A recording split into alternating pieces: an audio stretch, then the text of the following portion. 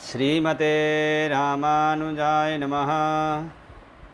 श्रीशैलेशदयापात्रं धीभक्त्यादिगुणाढवं यतीन्द्रपवनं वन्दे रम्येजमातरं मुनिं। रम्येजमातृयोगीन्द्रपादरेखामिं सदा तदायतात्मसत्तादिं रामानुजमुनिं भजे।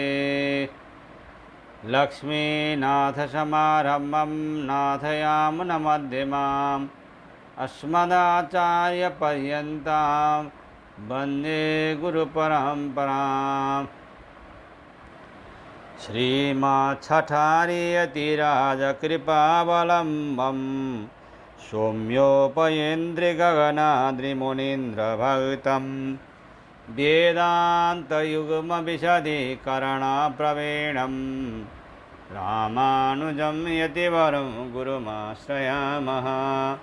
श्रीमत्काश्यपवंशमध्ये गगने श्रीचन्द्रवदभासितं श्रीमद्वेङ्कटनाथसेवनरतं बाणाचलोपासकं श्रीमधुसूदनार्यकृपया सम्प्राप्य मन्त्रादिकम् वन्देऽहं बुधवर्यमाधवगुरोः पादारविन्दं सदा। श्रीमद्जगद्गुरु रामानुजाचार्य प्रणीतः वेदांत सार में महदीर्घाधिकरण पूर्ण करके हम लोग अब अथ समुदायाधिकरणम में प्रवेश कर रहे हैं। बौद्ध सिद्धांतों का खंडन करना इस अधिकरण का मुख्य विषय है। इसमें 10 सूत्र हैं। बौद्ध 4 प्रकार के हैं: वैभाषिक, श्रोत्रांतरिक, योगाचार और माध्यमिक। इनमें वैभाषिक स्थूल द्रव्यों को मानते हैं तथा उन्हें प्रत्यक्ष सिद्ध मानते हैं। श्रोत्रांतिक स्थूल द्रव्यों को मानते हैं परंतु उन्हें प्रत्यक्ष सिद्ध नहीं मानते, किंतु ज्ञानाकार के द्वारा अनुमेय मानते हैं। योगाचार बाह्य पदार्थ एवं ज्ञाता को नहीं मानते हैं किंतु ज्ञान मात्र को मानते हैं तथा ज्ञान को निरालंबन मानते हैं, क्योंकि उनके मत के अनुसार ज्ञान का आलंबन बनने वाला बाह्य पदार्थ है ही नहीं। अतएव वह ज्ञान को निरालंबन मानते हैं। ये तीनों भी अपने माने हुए पदार्थों को क्षणिक अर्थात एक क्षण में ही रहने वाले मानते हैं। चतुर्थ बौद्ध माध्यमिक सब को शून्य मानते हैं। ये किसी भी पदार्थ का सद्भाव नहीं मानते हैं। इस प्रकार चारों बौद्धों का मंतव्य भिन्न भिन्न होता है। देखने में वस्त्र आदि सब एक ही जैसा दिखता है, लेकिन इनका भिन्न भिन्न मंतव्य, भिन्न भिन्न आचरण होता है। समुदाय उभय हेतु केपि तत्प्राप्ति ही दो सत्र। अणु हेतु के पृथिव्यादि समुदाय, पृथिव्यादि हेतु के शरीरेन्द्रिय समुदाय च सुगताभ्युपगते तदभ्युपगम प्रकारेणैव समुदाय सिद्धि क्षणिकत्वं हि तैरभ्युपगम्यते संहतौ व्याप्रियमाणाः परमाणवः पृथिव्यादयश्च तदानीमेव नष्टाश्चित् के समुदायी रूपेण संहन्यन्ते। बौद्धों के मतानुसार उभय हेतु के भी परमाणु हेतुकता अभिमत होने पर भी तथा पृथिव्यादि हेतु का तो अभिमत होने पर भी समुदाय पृथ्वी आदि भूत समुदाय में शरीरेंद्रिय आदि समुदाय में भी तदप्राप्ति ही समुदायत्व की सिद्धि नहीं हो सकती, क्योंकि आपके मत में सब कुछ क्षणिक है।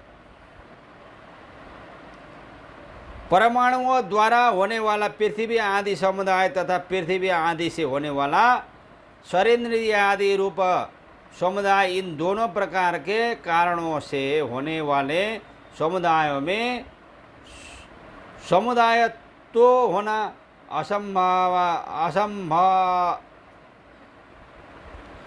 असंभावित है, क्योंकि आपके मत में परमाणु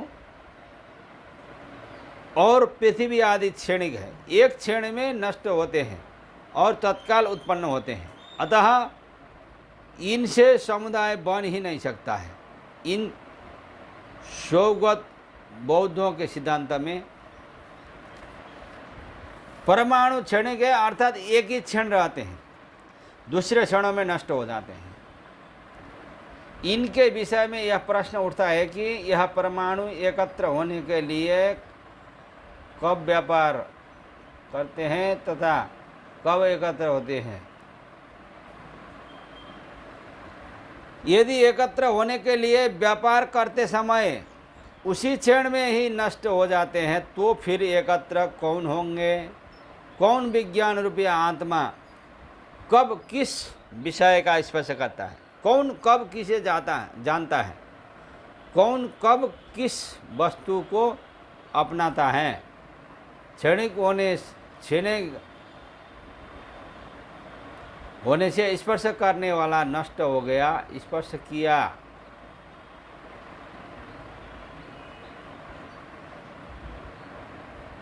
स्पर्श किया जाने वाला पदार्थ भी नष्ट हो गया, जानने वाला विज्ञान आत्मा नष्ट हो गया तथा ज्ञातव्य पदार्थ भी नष्ट हो गया है।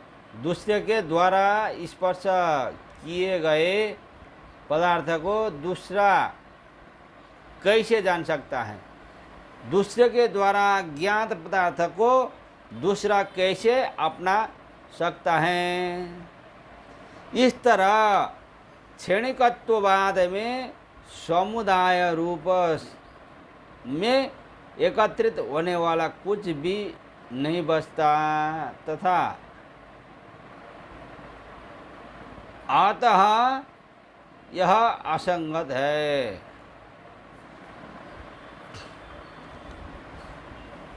इतरेतर प्रत्ययत्वादुपपन्नमिति चेन्न संघात भावानि मित्तत्वात् 2:18। अस्थिरेषु स्थिरत्व बुद्धि रूपा विद्या राग द्वेषादि परम्परामान्योन्य कारणत्वात् सर्व कारणत्व मुपन्नमिति चेन्न अविद्यायाः संघात भावनिमित्तात् नहि सुक्तिकादिषु रजतादि बुद्धि रूपा विद्यया सुक्ति का दीर्घ वस्तु तो रजतादि कार्य करोति अत्र विदुषस्तदानीमेव नष्टत्वाद विद्या निमित्त तरागादयोपि न संभवन्ति। इतरेतर त्वद अविद्या और राग द्वेष आदि का परस्पर कार्य कारण भाव होने से उपपन्नम सभी लोक व्यवहार अबाधित संपन्न होते हैं। इति चेत ऐसा कहना तो न घटित नहीं हो सकता, क्योंकि संघात भावा इति चेत ऐसा कहना तो न घटित नहीं हो सकता, क्योंकि संघात भावा निमित्त तत्वात् विपरीत बुद्धि रूपा अविद्या पृथ्वी आदि के समुदायत्व के प्रति कारण नहीं बन सकती।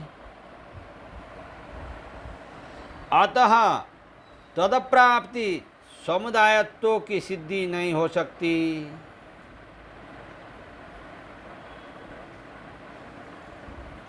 बौद्ध कहा करते हैं कि यद्यपि सभी पदार्थ अस्थिर क्षणिक है, तथापि अविद्या इत्यादि में परस्पर कार्य कारण भाव होने से सभी लोक व्यवहार उत्पन्न हो जाते हैं। अस्थिर पदार्थों को स्थिर समझना यही अविद्या है। अविद्या आदि से वहाँ राग द्वेष इत्यादि जो तो इत्यादि होते हैं, उनसे विज्ञान से चित्त और चैत, उनसे पृथ्वी आदि द्रव्य, उनसे छह इंद्रिय, उनसे शरीर, उससे वेदना इत्यादि, और उनसे पुनः अविद्या उत्पन्न होती है। इस प्रकार लगातार परंपरा चलती रहती है। यह सब पृथ्वी आदि भूत और भौतिक पदार्थों के संघात के बिना नहीं।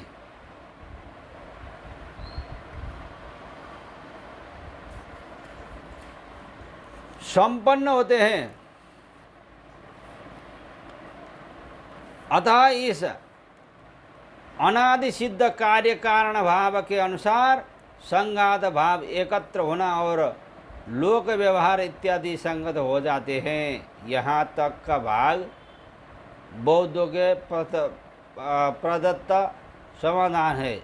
अब सूत्रकार इसका खंडन करते हैं कि अविद्या आदि के कार्य कारण भाव से संघात भाव एकत्री भवना आदि नहीं हो सकते, क्योंकि अविद्या आदि संघात भाव इत्यादि का अनिमित्त है, अर्थात कारण नहीं हो सकते हैं।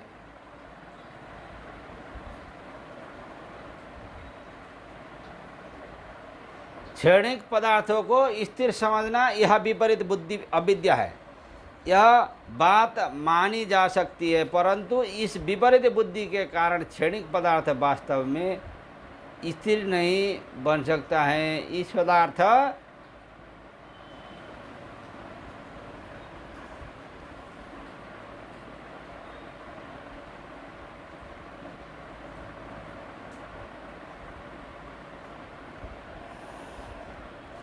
सुक्ति को रजत समझने मात्र से वह रजत नहीं बनती, अतः उपरयुक्त अविद्या से संघात भाव उत्पन्न नहीं हो सकता है। अस्थिर में स्थिरत्व बुद्धि रखने वाला जो विज्ञानात्मा है वह अनंतर क्षण में ही नष्ट हो जाता है, क्योंकि आपके मत में वह भी क्षणिक है।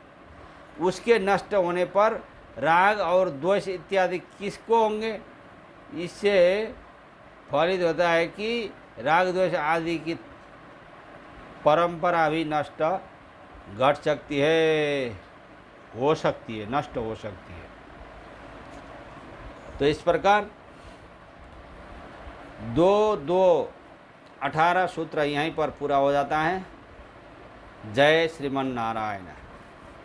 श्रीमन्नारायण नारायण हरे हरे, लक्ष्मी नारायण नारायण हरे हरे, गोदा नारायण नारायण हरि सीता नारायण नारायण हरि हरि रमा नारायण नारायण हरि हरि रंग नारायण नारायण हरि हरि वेंकट नारायण नारायण हरि हरि वेंकट नारायण नारायण हरि हरि जय श्रीमन नारायण।